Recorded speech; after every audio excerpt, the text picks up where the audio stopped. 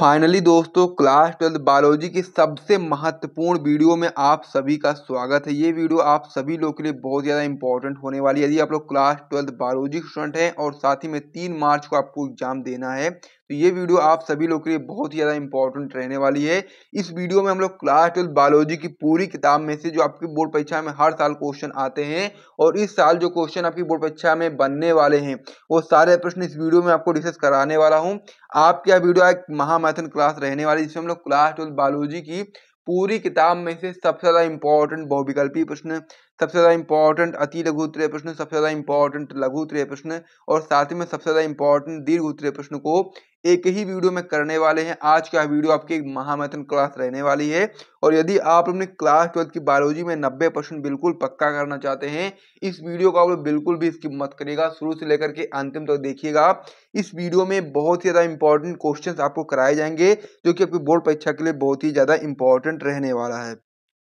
उसके अलावा यदि आपको इस सभी चीजों का पीडीएफ वगैरह चाहिए क्लास 12 बायोलॉजी की पूरी किताब में से जो सबसे ज्यादा महत्वपूर्ण प्रश्न होते हैं, चाहे वो विकल्पी हो, चाहे अति लघु हो, चाहे लघु हो, चाहे दीर्घ हो, सभी का यदि आपको पीडीएफ चाहिए तो मात्र 50 रुपीज में आप लोग प्राप्त कर सकते हैं। इस नंबर पे आपको व्हाट्सएप पर मैसेज करना, वहां पर पूरी जानकारी मिल जाएगी। नंबर हो जाता है 9793940081। इस नंबर पे आप व्हाट्सएप में मैसेज करोगे और वहां पर आप लोग बताओगे कि आपको क्लास 12 बायोलॉजी के सभी महत्वपूर्ण प्रश्न उत्तर चाहिए तो आपको वहां पर मिल जाएगा। तो चलिए अब हम लोग वीडियो की बात कर लेते हैं। हम लोग क्लास 12 बायोलॉजी की पूरी किताब में से जो सबसे ज्यादा इंपॉर्टेंट क्वेश्चन होते हैं जो कि आपकी बोर्ड परीक्षा में लगातार आ रहे हैं और 2025 की बोर्ड परीक्षा में भी आने वाले हैं, उन महत्वपूर्ण प्रश्नों को आज की इस वीडियो में लोग कराने वाले हैं। सबसे पहले हम पढ़ेंगे महत्वपूर्ण बहुविकल्पीय प्रश्न, फिर हम लोग पढ़ेंगे महत्वपूर्ण अति लघु उत्तरीय प्रश्न, फिर हम लोग पढ़ेंगे महत्वपूर्ण लघु उत्तरीय और फिर हम लोग पढ़ेंगे महत्वपूर्ण दीर्घ उत्तरीय। सभी प्रकार के प्रश्नों को आज की एक ही वीडियो में लोग कंप्लीट करने वाले हैं। तो चलिए वीडियो को स्टार्ट करते हैं बिना टाइम को वेस्ट किए हुए और साथ ही में जो महत्वपूर्ण प्रश्न है उसको देखना शुरू करते हैं। इस पेज को यहाँ पर मैं हटाता हूँ और साथ ही में यदि आपको वीडियो पसंद आ रही है तो वीडियो को लाइक भी करिएगा और चैनल को सब्सक्राइब भी कर लीजिएगा। आप लोगों से हाथ जोड़ करके गुजारिश है कि आप ये चीज जरूर कर लीजिएगा। चलिए हम लोग बढ़ते हैं आगे। तो हम लोग क्या करने वाले हैं, सबसे पहले महत्वपूर्ण बहुविकल्पी प्रश्नों को करने वाले हैं। इसमें आपका पहला क्वेश्चन क्या है?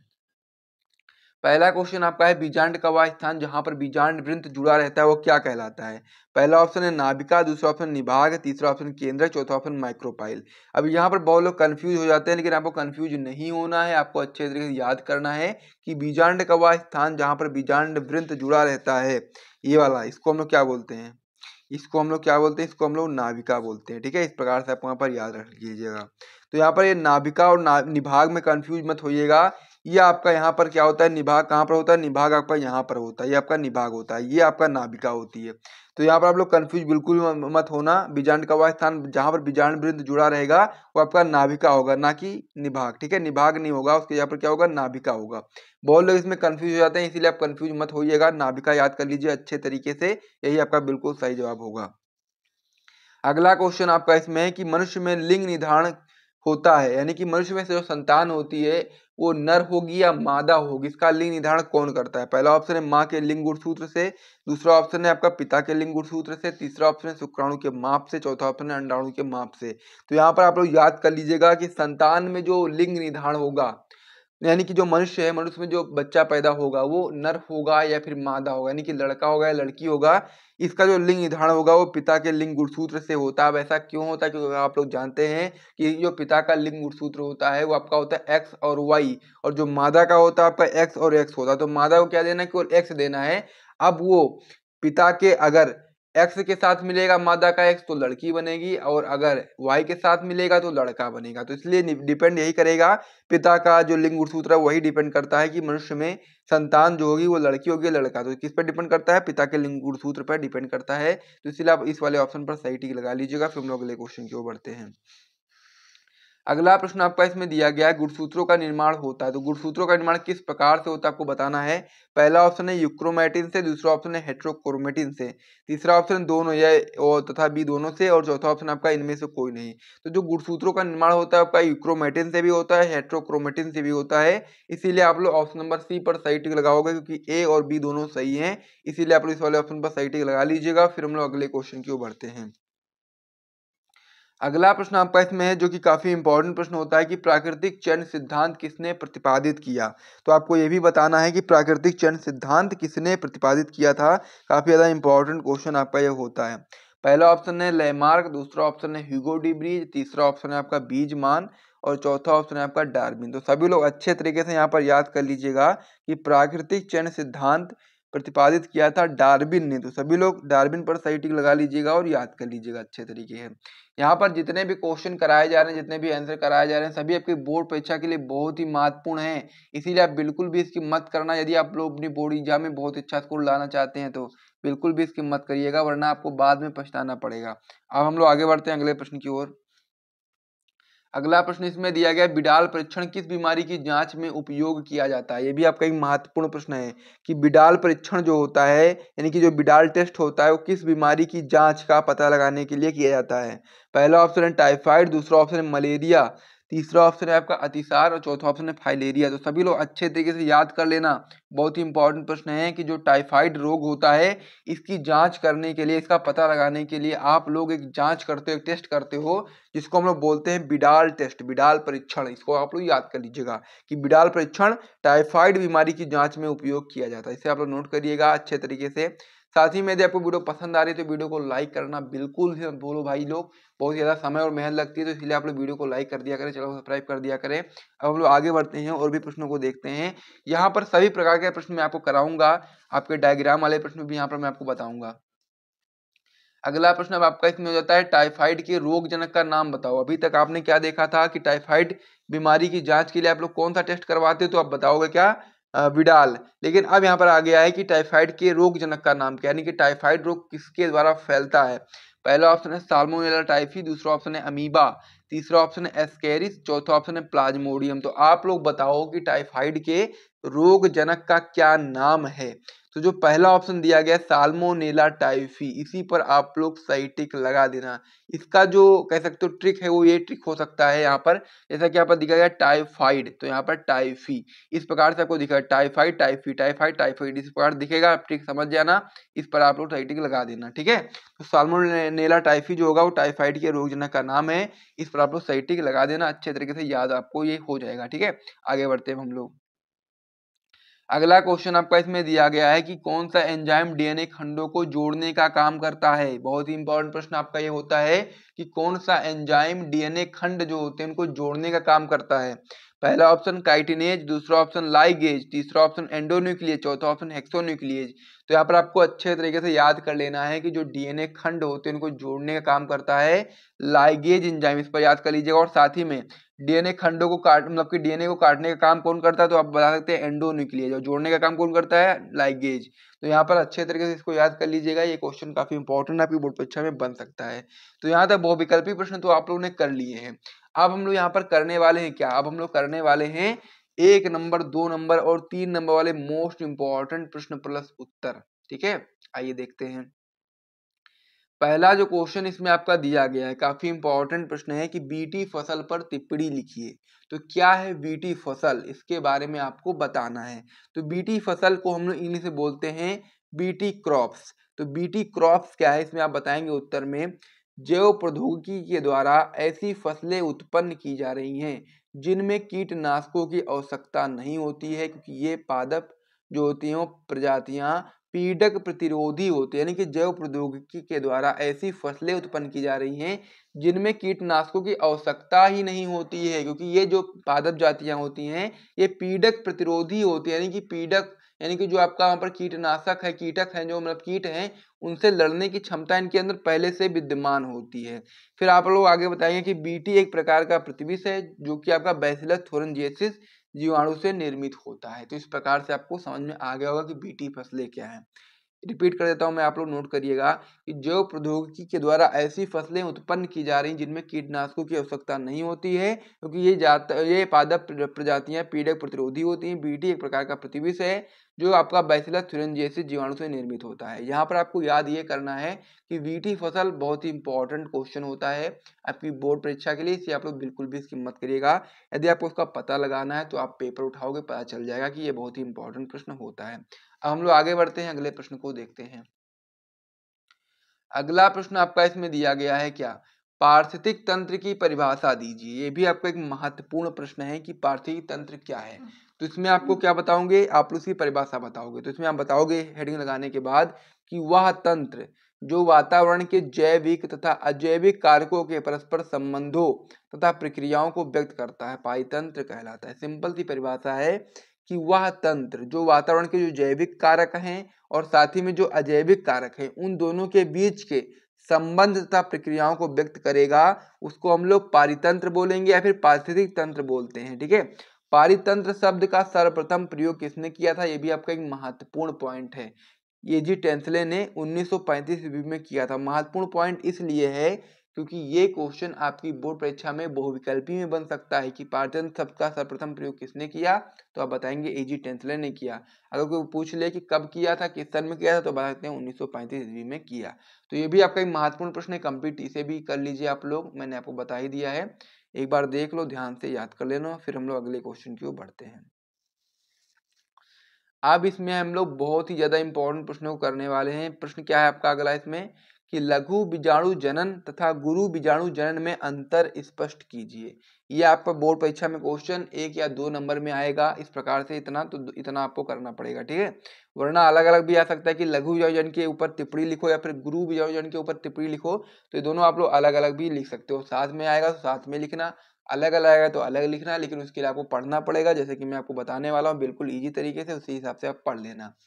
सबसे पहले हेडिंग लगाओगे लघु बीजाणु जनन, इधर लगाओगे गुरु बीजाणु जनन।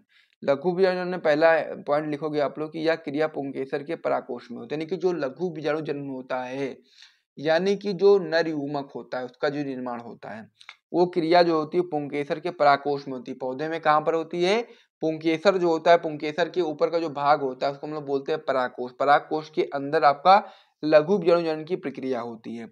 वहीं पर जो गुरु बीजाणु जनन की प्रक्रिया होती है वो आपकी क्रिया बीजांड के अंदर होती है, इसे भी नोट कर लीजिएगा।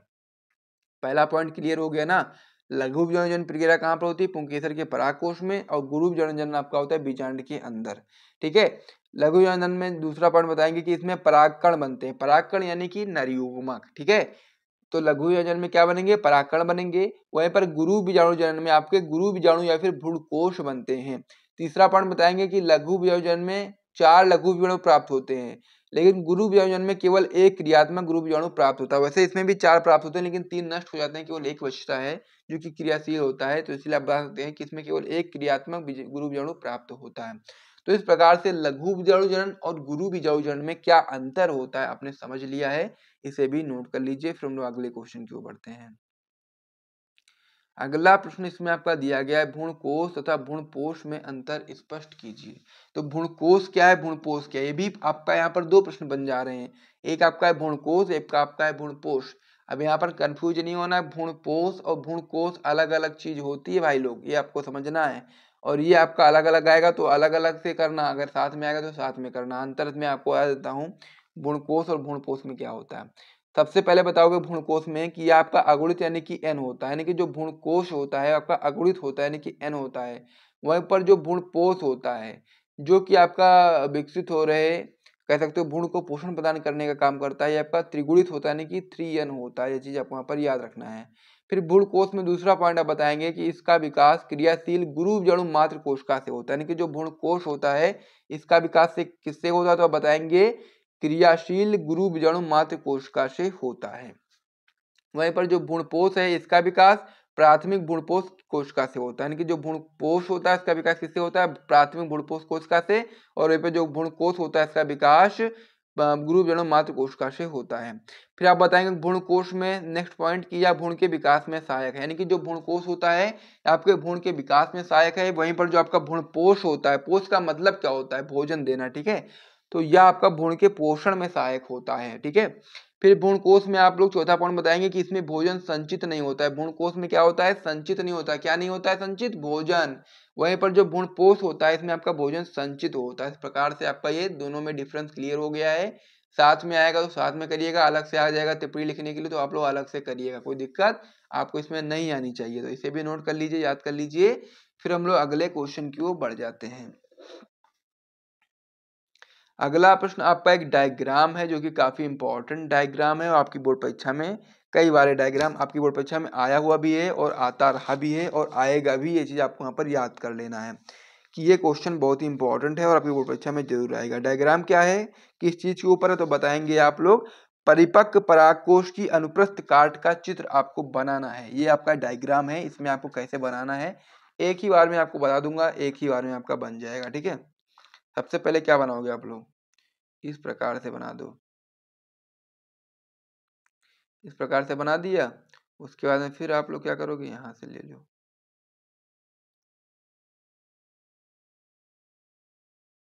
बस इतना क्लियर हो गया। बस इसमें 3 पट्टी लगा दो, एक इसमें, एक इसमें, एक इसमें, एक और इसमें लगा दो, बस एक यहाँ पर हो गया, एक यहाँ पर हो गया, इसमें भर देना सब कुछ। ठीक, और यहाँ पर आपका क्या हो जाएगा, यहाँ पर आपका बाहर परागकण हो जाएगा। इसी प्रकार से आपको बनाना है।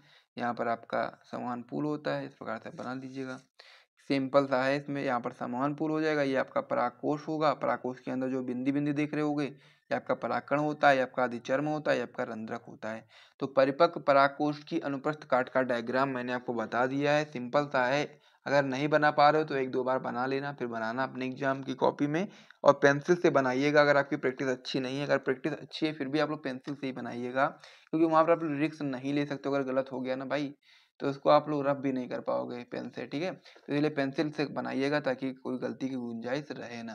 तो चलिए अब हम लोग आगे बढ़ जाते हैं और अगले प्रश्न को बढ़ते हैं, देखते हैं। अगला प्रश्न आपकी बोर्ड परीक्षा में आता है 3 नंबर में। ठीक है, तो क्या क्वेश्चन है आपका, आईवीएफ तकनीक पर संक्षिप्त टिप्पणी लिखिए। आईवीएफ तकनीक मतलब क्या होता है, इसका मतलब होता है टेस्ट ट्यूब बेबी। क्या होता है आईवीएफ का मतलब होता है full form in vitro fertilization. वहीं पर जो परखनली शिशु होता है उसके मतलब कि आईवीएफ के अंतर्गत ही इस प्रकार से हम लोग बच्चे को जन्म दिलाते हैं, जिसमें हम लोग क्या करते हैं, सबसे पहले परखनली में बच्चे का जो कह सकते हो नर और मादा जो होता है युग्मक, उसको मिला करके भ्रूण बनाने का काम करते हैं। उसके बाद में फिर इसको हम लोग मादा में ले जा करके क्या करा देते हैं, स्थानांतरण करा देते हैं। उसके बाद फिर आपकी संतान पैदा हो जाती है। तो इस प्रकार से आपको समझना है क्या है आईवीएफ तकनीक के बारे में, कि किस प्रकार से तकनीक अपनाई जाती है। इसमें आप बताएंगे इस तकनीक को हम लोग बोलते हैं परखनली शिशु, यानी कि test tube baby. Test tube baby किस प्रकार से है आइए समझते हैं। इसमें आप बताएंगे अंतः पात्रीय निषेचन, यानी कि इन वेट्रो फर्टिलाइजेशन। याद कर लीजिएगा इसका फुल फॉर्म। आईवीएफ का हिंदी में फुल फॉर्म होता है अंतः पात्रीय निषेचन और इंग्लिश में होता है इन विट्रो फर्टिलाइजेशन। इस विधि में शुक्राणु और अंडाणु के मध्य निषेचन की जो क्रिया होती है वो शरीर के भीतर की जैसी ही परिस्थितियों में शरीर से बाहर टेस्ट ट्यूब में कराया जाता है। यानी कि शरीर के भीतर जिस प्रकार से कंडीशन होती है उसी कंडीशन में कराया जाता है, लेकिन शरीर से बाहर कराया जाता है। कहाँ पर कराया जाता है, टेस्ट ट्यूब में कराया जाता है। इस विधि में पत्नी या फिर दाता स्त्री के अंडाणु तथा पति व दाता पुरुष के शुक्राणु को प्रयोगशाला में ले जाते हैं, फिर उसका निषेचन कराते हैं, जिससे जायगोट या युग्मनज का स्थानांतरण पत्नी में कर देते हैं। सबसे पहले क्या करते हैं, निषेचन कराएंगे, फिर जब आपका जायगोट या युग्मनज बन जाएगा तो उसको पत्नी में स्थानांतरित कर देंगे, पत्नी में डाल देंगे, जिसकी वजह से फिर 9 महीने के बाद वो क्या होगा, बच्चा जन्म हो जाएगा। इस प्रकार से आपको समझना है। इसको हम लोग बोलते हैं परखनली शिशु या फिर टेस्ट ट्यूब बेबी। सभी लोग समझ गए होंगे, नोट कर लीजिए। फिर हम लोग अगले क्वेश्चन की ओर बढ़ते हैं। अगला प्रश्न आपका इसमें दिया गया है, यौन संचारित रोग से आप क्या समझते हो और साथ ही में इससे बचने के लिए कुछ उपाय बताइए। तो यौन संचारित रोग से आप क्या समझते हो, ये किस प्रकार से हमारे लिए घातक है, वो मैं आपको यहाँ पर बताने वाला हूँ। तो सबसे पहले आप समझोगे यौन संचारित रोग क्या होता है। इसमें आप बताएंगे कि ऐसे रोग जो यौन संबंधों के कारण फैलते हैं उनको हम लोग यौन संचारित रोग बोलते हैं। यानी कि ऐसे रोग जो यौन संबंधों की वजह से फैलेंगे इसको हम लोग यौन संचारित रोग बोलेंगे। इसके नाम से ही क्लियर है। फिर आपको बताना क्या है इससे बचने के उपाय के बारे में। इसमें आप बताएंगे यौन संचारित रोगों से निम्नलिखित साधारण क्रियाकलाप तथा अभ्यास से बचाव किया जा सकता है। किस प्रकार से बचोगे आप लोग, आइए समझते हैं। इसमें आप पहला पॉइंट बताओगे, अनजान तथा अनेक व्यक्तियों के साथ लैंगिक संपर्क या शारीरिक संबंध नहीं बनाना चाहिए। ये पहला पॉइंट होगा कि किसी भी व्यक्ति के साथ आपको कह सकते हो कि लैंगिक संपर्क और या फिर आपको शारीरिक संबंध नहीं बनाने चाहिए। दूसरा पॉइंट इसमें बताएंगे कि मैथुन के समय अवरोध विधियां जैसे कि कॉन्डोम आदि का प्रयोग किया जाना चाहिए, जिसकी वजह से भी अगर मान लीजिए किसी व्यक्ति में कोई भी रोग है तो वो आपके अंदर नहीं आएगा।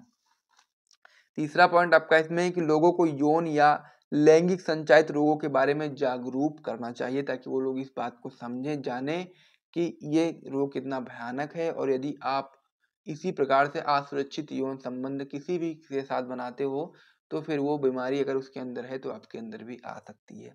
तो इसीलिए सभी को समझाना बहुत ही इंपॉर्टेंट चीज हो जाती है। चलिए अब हम लोग अगले पेज पे बढ़ते हैं और भी प्रश्नों को देखते हैं। यदि आपको वीडियो पसंद आ रहा है तो वीडियो को लाइक बिल्कुल भी कर देना भाई लोग। आप लोग से गुजारिश है कि आप लोग वीडियो को लाइक कर ही देना, ठीक।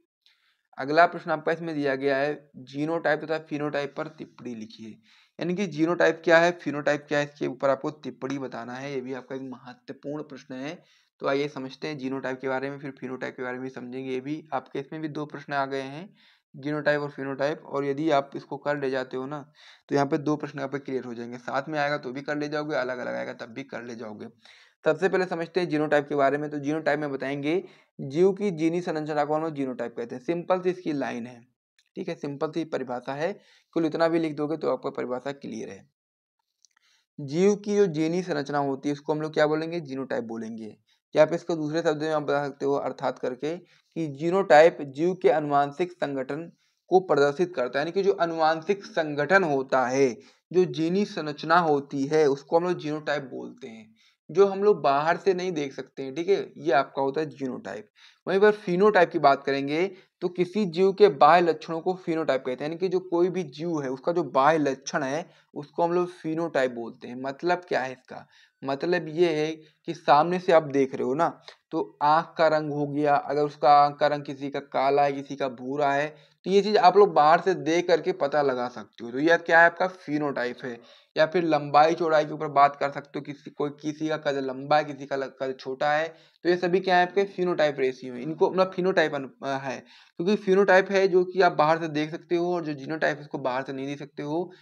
फिनोटाइप जो आपका होता है किसी जीव के बाह्य लक्षणों को हम फिनोटाइप बोलते हैं, और जो जीनोटाइप होता है वो जीव की जीनी संरचना होती है। एग्जाम्पल में आप बताते हैं फिनोटाइप में कि आंख का रंग, पौधे का लंबापन एवं बौनापन, ये आपका एग्जाम्पल हो जाएगा फिनोटाइप का। इससे समझ गए होंगे आप लोग जीनोटाइप क्या होता है, फिनोटाइप क्या होता है, इसे भी आप लोग नोट कर लीजिए। फिर हम लोग अगले क्वेश्चन की ओर बढ़ते हैं। अगला प्रश्न आपका होता है मेंडल के पृथक्करण के नियम को समझाइए। अब मेंडल के 3 नियम होते हैं। पहला नियम क्या था, प्रभाविता का नियम। दूसरा नियम आपका पृथक्करण का नियम। और तीसरा नियम आपका स्वतंत्र अभिव्यूहन का नियम। तीनों नियम पढ़ लोगे बहुत अच्छा रहेगा। आपका लॉन्ग क्वेश्चन भी कवर करेगा, शॉर्ट क्वेश्चन भी कवर करेगा, वेरी शॉर्ट भी कवर करेगा, ठीक है। ये तीनों नियम बहुत ही इंपॉर्टेंट होते हैं, और ये चैप्टर भी बहुत इंपॉर्टेंट होता है मेंडल वाला। तो इससे आप लोग अच्छे से क्लियर करके जाना। आज की मतलब कि इस वाले में हम लोग क्या प्रश्न करने वाले हैं, मेंडल के पृथक्करण के नियम को करने वाले हैं। यानी कि जो मेंडल का दूसरा नियम होता है उसको हम लोग करने वाले हैं। तो पृथक्करण का नियम क्या होता है ये समझते हैं। जो पृथक्करण का नियम होता है ना, वो जो प्रभावी लक्षण वाला जो नियम था, प्रभाविता का जो नियम था, वही वाला नियम में थोड़ा सा आगे कंटिन्यू करोगे ना तो आपका पृथक्करण का नियम आ जाएगा। इसमें आप बताएंगे जब एक जोड़ी अलग अलग उपलक्षण वाले जीवों के बीच संकरण कराते हैं तो प्रथम पीढ़ी में केवल प्रभावी लक्षण दिखाई देते हैं। यहाँ तक क्या नियम था, आपका प्रभाविता का नियम था। लेकिन अब आपको पृथक्करण का नियम लिखना है तो यहाँ तक पूरा सेम रहता है पृथक्करण में। आगे आप बताएंगे लेकिन दूसरी पीढ़ी में प्रभावी और अप्रभावी दोनों लक्षण एक निश्चित अनुपात में अलग हो जाएंगे। इसको हम लोग प्रभाविता का नियम बोलेंगे। यानी कि सबसे पहले समझो आप लोग कि जब आप लोग एक जोड़ी अलग अलग उपलक्षणों वाले जीवों के बीच में संकरण कराओगे तो जो प्रथम पीढ़ी होगी, फर्स्ट जनरेशन होगी, उसमें केवल प्रभावी लक्षण बोलेंगे। इसको हम लोग बोलते हैं प्रभाविता का नियम। लेकिन जो दूसरी पीढ़ी आती है उसमें प्रभावी लक्षण भी और साथ ही में अप्रभावी लक्षण भी दोनों एक निश्चित अनुपात में अलग हो जाएंगे। इसको हम लोग पृथक्करण का नियम बोलते हैं। एग्जाम्पल में समझ सकते हो आप लोग, शुद्ध लंबा शुद्ध पौना, कैपिटल टी स्मॉल टी, यहाँ से युग्म बनेगा कैपिटल टी स्मॉल टी, यहाँ से बनेगा, ठीक है। इस प्रकार से यहाँ से कैपिटल टी यहाँ से स्मॉल टी बनेगा युग्मक। दोनों आपस में मिलेंगे तो फर्स्ट जनरेशन में क्या बनेगा, आपका 100% संकर लंबे पौधे प्राप्त होंगे। लेकिन यदि आपको इनका स्वसंकरण करा दो सेकंड जनरेशन में तो इसमें आप बताएंगे कैपिटल टी स्मॉल टी का स्वसंकरण कराओगे तो यहाँ से आपके युग्मक बनेंगे दो, एक आपका कैपिटल टी वाला, एक आपका स्मॉल टी वाला, यहाँ से भी आपके दो बनेंगे। तो अब आप क्या करोगे, पुनर्चौखाना आपको बनाना पड़ेगा। पुनर्चौखाना बनाओगे 4, ठीक है, 4 खंड बनाओगे तो इसमें आप क्या करोगे, इस वाले को आप लोग ऊपर रख दो, इस वाले को आप लोग नीचे रख दो, इस प्रकार से। तो जब आप लोग कैपिटल टी के साथ कराओगे तो कैपिटल टी बनेगा, कैपिटल टी को स्मॉल टी के साथ कराओगे तो कैपिटल टी स्मॉल टी बनेगा, फिर स्मॉल टी को कैपिटल टी के साथ कराओगे तो कैपिटल टी स्मॉल टी को स्मॉल टी के साथ कराओगे तो स्मॉल टी। तो यहाँ पर देखोगे आप लोग प्रभावी लक्षण और अप्रभावी लक्षण एक निश्चित अनुपात में अलग हो रहे हैं। कैपिटल टी कैसा पौधा होता है तो आप लोग जानते हैं कि शुद्ध जो आपका होता है प्रभावी लक्षण होता है, ठीक है, प्रभावी पौधा होता है। वहीं पर जो आपका स्मॉल टी होता है शुद्ध बौना पौधा होता है, यानी कि अप्रभावी लक्षण होता है। और जो कैपिटल टी स्मॉल टी ये भी आपका प्रभावी लक्षण तो होता है, लेकिन ये आपके संकर लंबे पौधे होते हैं, इस प्रकार से आप समझ सकते हो। तो यहाँ पर आप देखो फिनोटाइप के बारे में सबसे पहले बात करते हैं।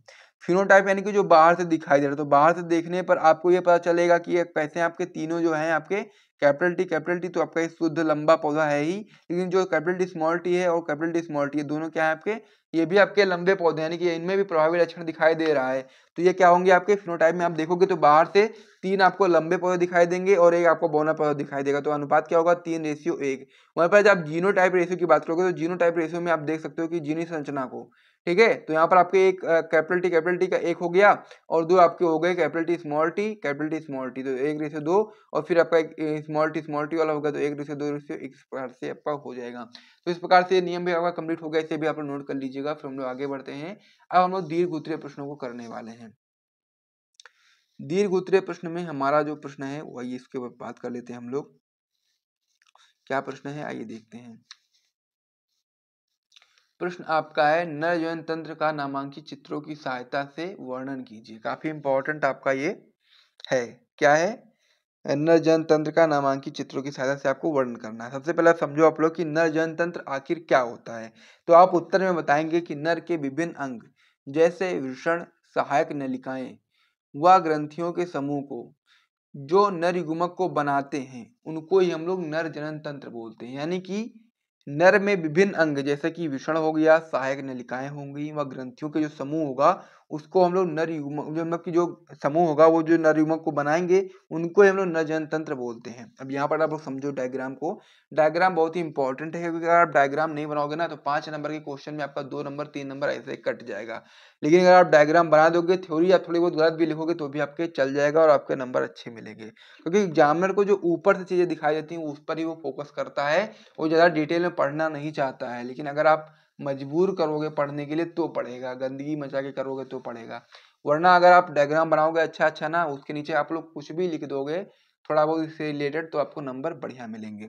लेकिन डायग्राम आपका अच्छे तरीके से होना चाहिए क्योंकि डायग्राम उसकी नजर में आ जाएगा एक ही बार में।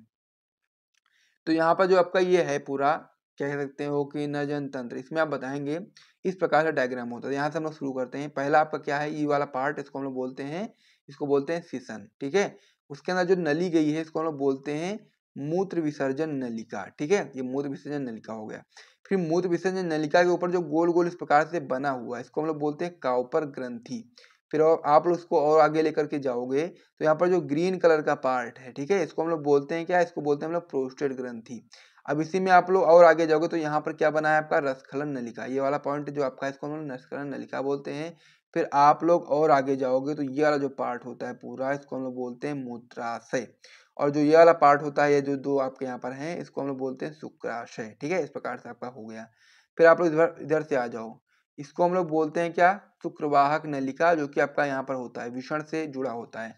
विषण के ऊपर आपका अधिविषण होता है, इसको हम लोग जो रेड कलर का पार्ट इसको हम विषण बोलते हैं, यहाँ पर दिखा है, ठीक है। उसके ऊपर जो कुंडली नुमा संरचना है इसको हम बोलते हैं अधिविषण, और उसके ऊपर जो लाइन गई है इसको हम बोलते हैं शुक्रवाहक नलिका, ठीक है। और जो विषण और अधिविषण जिसके अंदर रहता है उसको हम बोलते हैं विषण कोश। इस प्रकार से आपका डायग्राम होता है। 2 बार 3 बार आप समझ लीजिएगा बना करके ताकि आपको ये क्लियर हो जाए। अब हम बात कर लेते हैं कि इसके बारे में। तो नर जनतंत्र को हम लोगों ने 3 भागों में डिवाइड कर रखा है।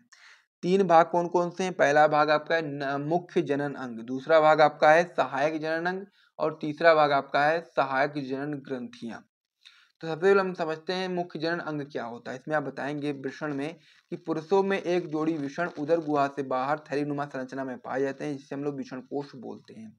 वृषण जो आपका होता है एक अंडाकार 4 से 5 सेंटीमीटर लंबा व 2 से 3 सेंटीमीटर चौड़ा होता है। यह बाहर से 2 झिल्लियों से घिरा रहता है और वृषण के शुक्रजन नलिकाओं में ही शुक्राणु का निर्माण होता है। इस प्रकार से आपको समझना है।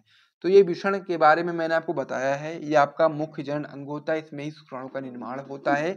और जो वृषण होता है आपका एक जोड़ी होता है जो कि उदर गुहा से बाहर थैलीनुमा संरचना में पाए जाते हैं, इसको हम लोग वृषण कोश बोलते हैं। और वृषण एक अंडाकार होता है, इसका जो संरचना होता है 4 से 5 सेंटीमीटर लंबा व 2 से 3 सेंटीमीटर चौड़ा होता है। यह बाहर से 2 झिल्लियों से घिरा रहता है और वृषण के शुक्र नलिकाओं में ही शुक्राणु का निर्माण होता है। तो मुख्य जनन अंग में केवल एक ही मुख्य अंग होता है, आपका होता है वृषण। लेकिन जो सहायक जनन अंग होता है इसमें बहुत सारे सहायक अंग होते हैं, उसमें हम लोग आगे बात करेंगे। सबसे पहला आपका इसमें पार्ट होता है सहायक जनन अंग में अधिवृषण, जो कि आपका वृषण के ऊपर जो कुंडली नुमा संरचना थी, जैसा कि मैंने आपको दिखाया भी था, उसको ही हम लोग बोलते हैं अधिवृषण। अधिवृषण में आप बताएंगे कि शुक्रवाहिकाएं वृषण से निकलकर वृषण के पश्च सतह पर अधिवृषण में खुलती हैं। अधिवृषण पतली व लंबी नलिका के अत्यधिक कुंडलन से बनी होती है। इसमें शुक्राणु के परिपक्व होने का कार्य होता है, यानी कि शुक्राणु बनता कहाँ है तो बताएंगे वृषण के शुक्रजन नलिका में, और इसका परिपक्वन का काम जो होता है वो अधिवृषण में होता है। इस प्रकार से आप समझ गए होंगे। तो सहायक जनन अंग में पहला अंग कंप्लीट होकर दूसरे अंग की ओर बढ़ जाते हैं।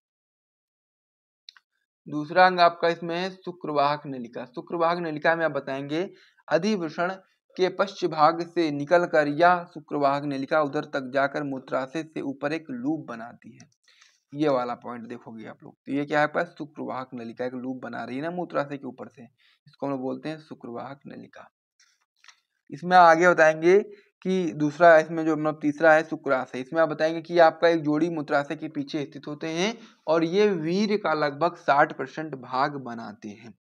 अगला आप बताएंगे इसमें मूत्र मार्ग। मूत्र मार्ग में बताएंगे कि मूत्र तथा वीर्य इसी मार्ग से बाहर आते हैं। शरीर से बाहर किससे मार्ग से आते हैं तो बताएंगे मूत्र मार्ग से बाहर आते हैं।